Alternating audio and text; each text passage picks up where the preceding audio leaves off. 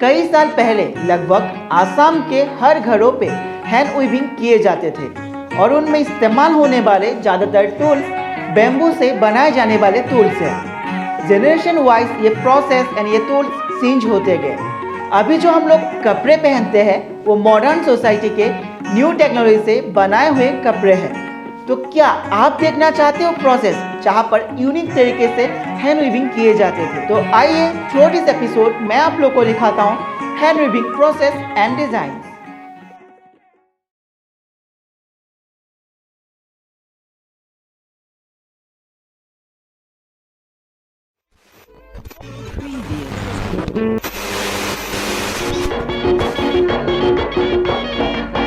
অমনা কোন বিধাতাই সাজিলে তোমাৰ পদুম চকুতি চমক নীলা বিজুলীৰে গোলাপ কোমল পাহিতি এই চমকৰ ভমক লাগি দহি মৰে মন্ত্ৰী মইনা কোন বিধাতাই সাজিলে তোমাৰ পদুম চকুতি মইনা কোন বিধাতাই সাজিলে তোমাৰ পদুম চকুতি।